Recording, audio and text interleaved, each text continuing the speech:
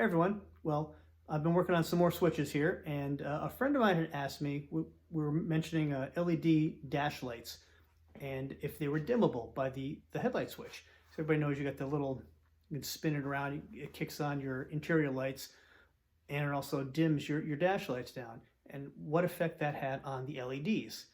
Well, I did a test. I have my dash set up on a stand. I've been doing some testing of the wiring harness I made, make sure everything's completely functional. And I came across a couple of interesting things. I have a brand new headlight switch in the dash, and it would dim the LEDs a little bit. But I noticed that an original switch would dim them much finer detail. Probably because the rheostat in the original factory switches had a different kind of spring that would give you a better control on resistance going to the bulbs. Many of us, like myself, the switches seem to get a little funky over time, and we just replace them and don't think anything of it. But I'm here to tell you, like all the other stuff I've told you in the last video, you can clean these. Let me show you what I've done. Disassembled. I've already taken this one apart, but let me show you something. Before I took it apart, with everything still assembled,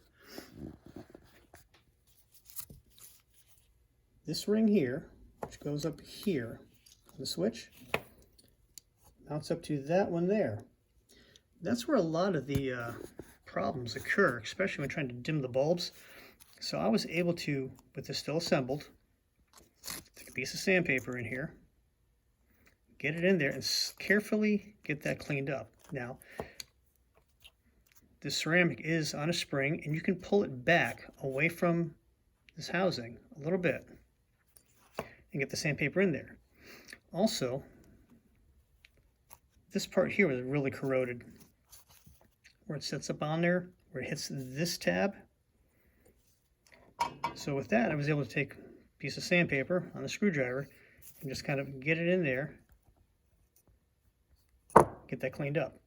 So it actually worked out pretty well without disassembling it, but you know, I took it to the next level and took it all apart. So now I'm going to clean up these contacts here and clean up these contacts here and that one there and put this all back together, and I'm going to use my factory switch again, providing it completely functions again.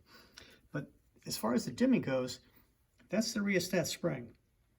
I'm not sure what the difference is between the newer ones that you get now. Maybe it's a different metal, maybe there's more coils to that spring. Either way, it seemed to dim the lights a lot better than if you used the newer one. And these are the bulbs I'm using. They're just replacements for your incandescents. They go right into the little twisty deal, goes in the back. I got mine years ago from this website here. Those are the exact part numbers that I bought, and they work great. So I'm going to clean this up, I'm going to reassemble it, and that's it. Pretty simple, straightforward. All cleaned up and ready to go back together. Yeah, here we go. Nice and clean. Yes, I used Brasso to clean up all the little pieces. Shine them right up. Now, before I put it back together, let me show you something. I am going to use some dielectric grease, keep everything protected, give it a little, lubrication in there. But just so you guys know how you get the knob out. I think he's falling out now. When this is together, right, you have to push the button and that'll release the knob, right? But what does that actually do? Okay, well, you have this little bracket inside here, slides around, and you have the little notch on the end of your handle that fits in to that notch. So you can push and pull. What the button does, since this rides here, like that, you got the little detents here, see the horizontals? You pull it all the way out, get to that point right there, got the button, push the button, and it pushes this little black carrier up.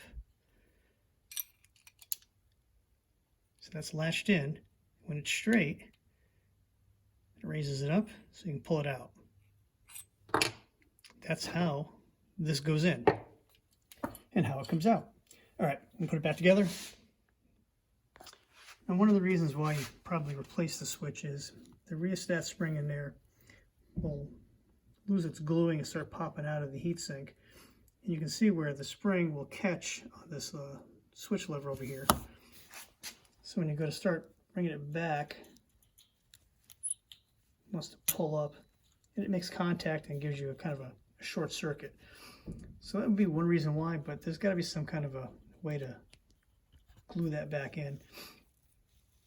But other than that, I think I'm probably going to go with the factory switch once I get that sorted out. All right, we've got the dashboard set up here in a stand, hooked up to our wiring harness. Let's give this a little light.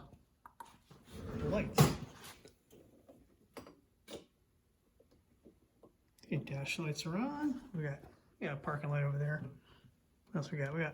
Oh yeah, we got headlights too. Put that on. So that's full bright.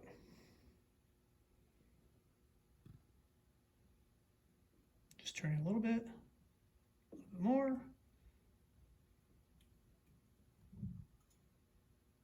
All the way down. Bring it up.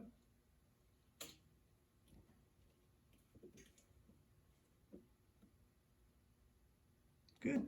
And that would be on. We turn on the dash lights and everything else. There you have it. Let me show you something else here. Yeah, this gauge is in a little crooked, don't worry about it. There's an incandescent bulb here and an LED bulb here. I'll show you the difference there of the dimming. Put my hand over here, hold on. All right.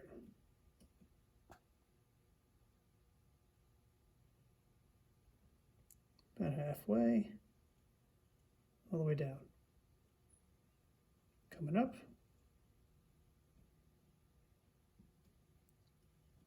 Back and forth a little bit, about a quarter turn. Now I'd say they both dim kind of equally, the LEDs versus the incandescent. All right, connected up the switch I have mounted to the dash. That's the new switch I put in a few years ago. Oops, looks pretty good, right? Start dimming a little bit.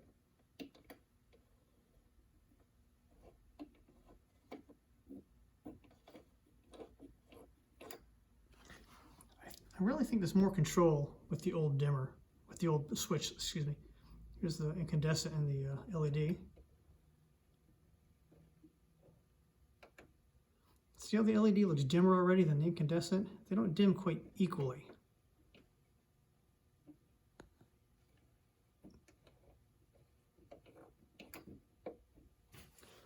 I think the original headlight switch gives you a little more control when dimming, but that's just me. Well, there you have it. I know some of you might think that's pointless to go through the process of taking the switch apart, cleaning it all up, putting it all back together, and throwing it back in your dash. That it would be just so much simpler to buy a new switch. And, you know, that's what I did a few years ago. I had the problem with the spring was catching on that lower switch, and I just bought a new one. No big deal. But having cleaned this one up and gotten the contacts ready to go, I'm going to figure out, there's got to be a glue that you can use to, like a heat-sensitive glue that you can put that rheostat spring into that heatsink and keep it from moving around. That said, the new switch works fine. I do like the way this one has more of a click to it when you bring it all the way over. This one doesn't. Yeah, you barely feel it when you bring it all the way over. So the other reason for going through the process of cleaning these up and reusing them is that they were built so much better. The parts you get now are, I mean, you've all done it. Bought a part off eBay or whatever, or even gone to the parts store and got a new one. They're just junk. They just don't feel right. They feel cheap, and they are. They're cheap. These are built to last. Even though these were built in mind of penny pinching by the factory, they're still built way better than some of the new stuff you can get out there. I mean, go online, look at some of the other videos, especially by Uncle Tony, and you'll see that, you know, he's going through points, condensers, camshafts, things of that nature. Some of the new stuff is just garbage. So for that reason alone, it's good to know how to take these apart, clean them up, put them back into service, and reuse them. Well, that's it. Have a nice day.